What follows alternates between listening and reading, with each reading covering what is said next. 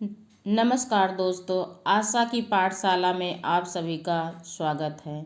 आज मैं आप सबको बाल महाभारत कथा में पांडव और कौरवों के सेनापति के बारे में बताऊंगी। श्री कृष्ण उपलब्ध लौट आए और हस्तिनापुर की चर्चा का हाल पांडवों को सुनाया। युधिष्ठिर अपने भाइयों से बोले, भैया अब सेना सुसज्जित करो और व्यूह रचना सुचारू रूप से कर लो। पांडवों की विशाल सेना को 7 हिस्सों में बांट दिया गया। द्रुपद, विराट, धृष्टद्युम्न, शिखंडी, सात्यकी, चेकितान, भीमसेन आदि 7 महारथी इन 7 दलों के नायक बने। अब प्रश्न उठा कि सेनापति किसे बनाया जाए। सबकी राय ली गई। अंत में युधिष्ठिर ने कहा, सबने जिन जिन वीरों के नाम लिए हैं वह सभी सेनापति बनने के योग्य हैं, किंतु अर्जुन की राय मुझे हर दृष्टि से ठीक प्रतीत होती है। मैं उसी का समर्थन करता हूँ। धृष्टद्युम्न को ही सारी सेना का नायक बनाया जाए।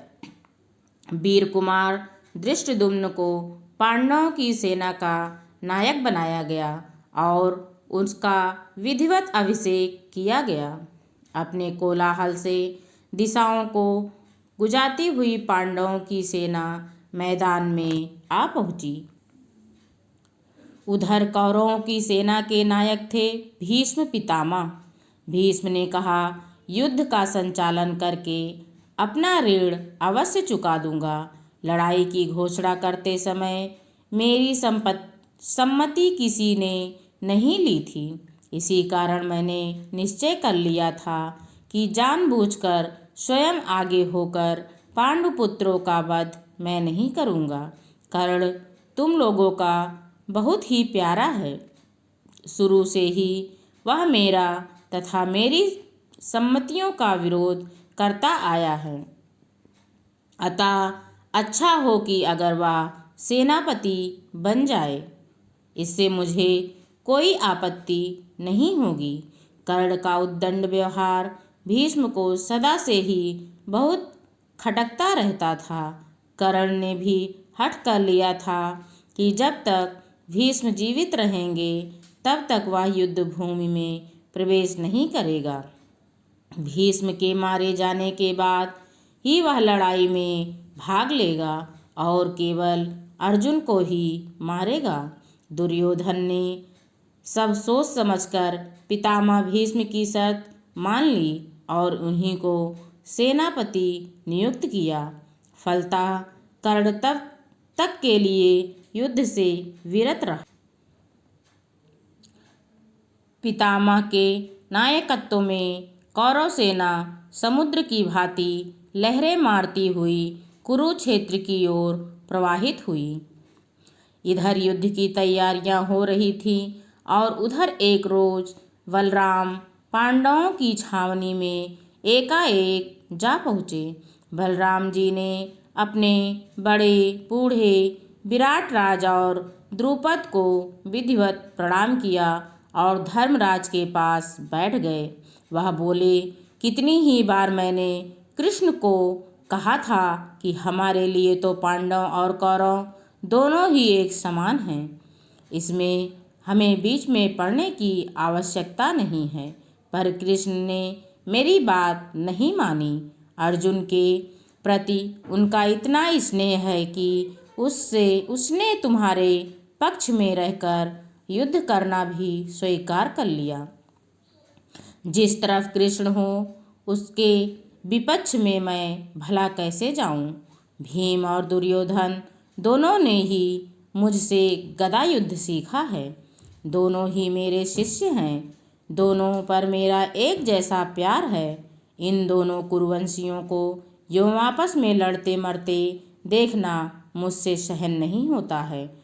लड़ो तुम लोग, परंतु यह सब देखने के लिए मैं यहाँ नहीं रह सकता हूँ।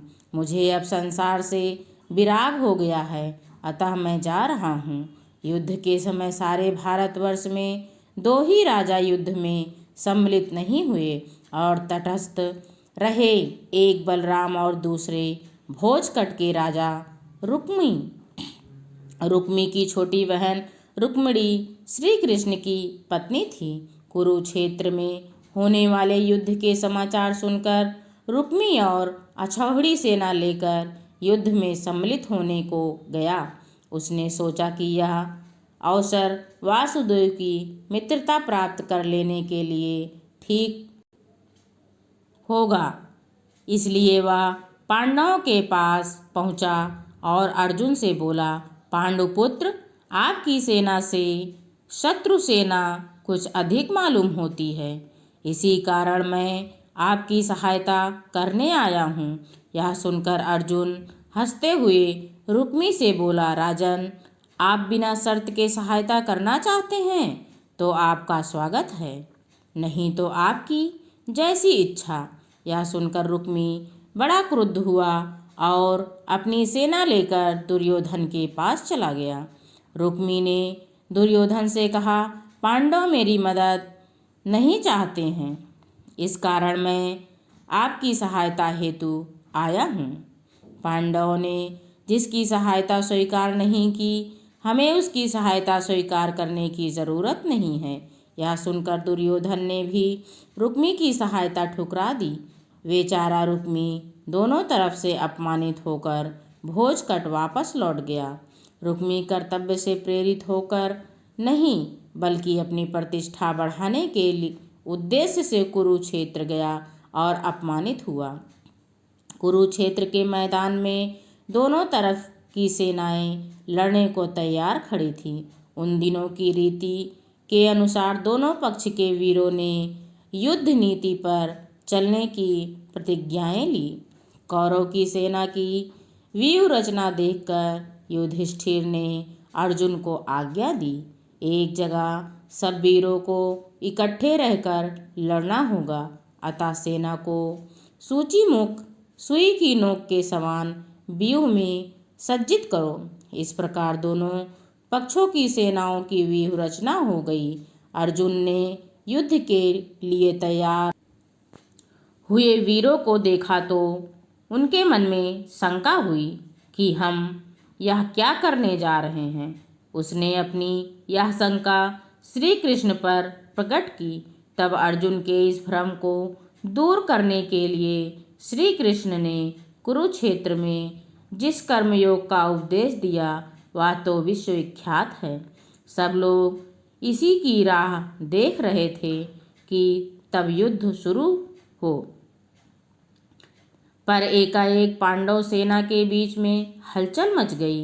देखते क्या है कि युधिष्ठिर ने अचानक अपना कवच और धनुष बाण उतार कर रथ पर रख दिया है और रथ से उतरकर हाथ जोड़े कौरव सेना की हथियारबंद पंक्तियों को चीरते हुए भीष्म की ओर पैदल जा रहे हैं। बिना सूचना दिए उनको इस प्रकार जाते देखकर दोनों ही पक्ष वाले अचंभे पड़ गए। अर्जुन तुरंत रथ से कूद पड़ा और युधिष्ठिर के पीछे कौरव सेना में घुस गया। दूसरे पांडव और श्री कृष्ण भी उनके साथ ही हो लिए। इतने में श्री कृष्ण बोले, अर्जुन, मैं समझ गया हूँ कि महाराज युधिष्ठिर की इच्छा क्या है। बिना बड़ों की आज्ञा लिए युद्ध करना अनुचित माना जाता है। धर्मराज का उद्देश्य अच्छा ही है। शत्रु सेना के हथियारबंद वीरों की कतार को चीरते हुए युधिष्ठिर सीधे पितामह भीष्म के पास पहुँचे और झुककर उनके चरण छुए। फिर बोले, पितामह, हमने आपके साथ लड़ने का दुस्साहस कर ही लिया। कृपया हमें युद्ध की अनुमति दीजिए और आशीर्वाद भी कि हम युद्ध में विजय प्राप्त करें।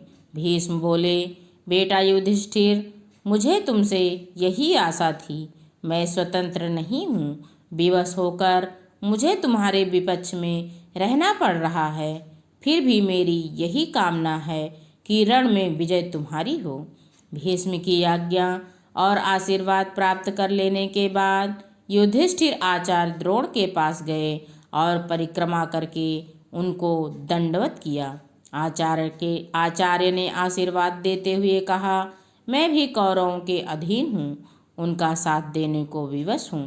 फिर भी मेरी यही कामना है कि जीत तुम्हारी ही हो।